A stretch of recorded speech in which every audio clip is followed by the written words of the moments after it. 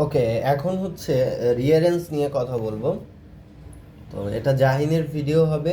এখানে জাহিন 5টা রিয়ারেন্সে problem face করেছিল, ওই 5টা নিয়ে কথা বলবো।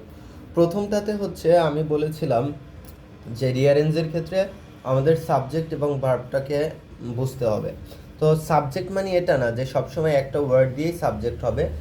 এখানে অনেকগুলো ওয়ার্ড মিলে একটা ফ্রেজ হবে, ওই ফ্রেজটা টুগেদার হচ্ছে ওরা সাবজেক্ট হিসেবে কাজ করবে। তো আমরা এখানে দেখতে পারি যে দ্য ফোক ট্রেডিশন মানে হচ্ছে লোক ঐতিহ্য অফ দিস ডিস্ট্রিক্ট, এই জেলার, এই ফুলটা হচ্ছে একটা ফ্রেজ।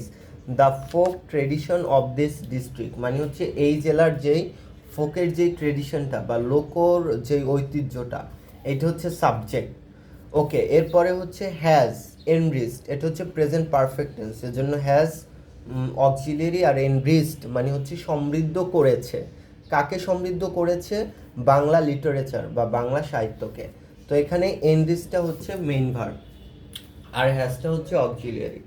ওকে, এরপরে হচ্ছে আমরা সালটা আগে বসিয়ে নিব। ইন 1999 মানে 1999-তে ইট ওয়াজ ডিক্লেয়ার্ড, এটাকে ঘোষণা করা হয়েছিল এ ওয়ার্ল্ড হেরিটেজ সাইট, একটা ওয়ার্ল্ড হেরিটেজ সাইট হিসেবে এটাকে হচ্ছে ডিক্লেয়ার করা বা ঘোষণা করা হয়েছিল।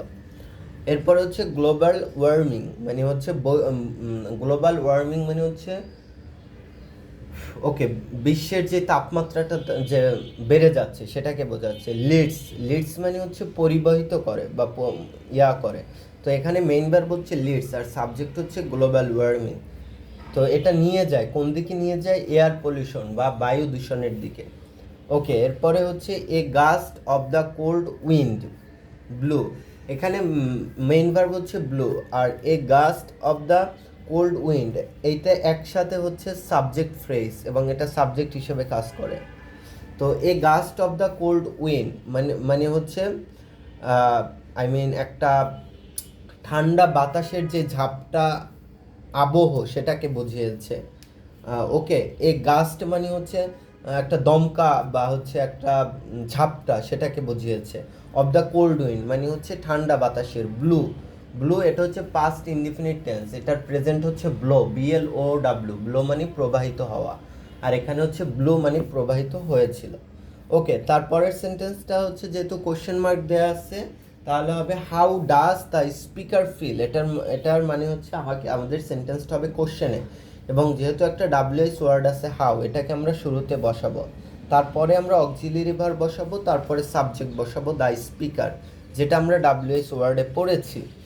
তো বসানোর পরে এরপরে হচ্ছে আমরা মেইন ভার্বটা বসাবো। এখানে মেইন ভার্ব হচ্ছে ফিল, তার মানে হচ্ছে how does the speaker feel, ওই স্পিকারটা কেমন অনুভব করে, ওয়াইল যখন সিঙ্গিং, যখন সে গান গায়। তো এরপরে হচ্ছে আমাদের কোশ্চেন মার্কটা আসবে। Thank you.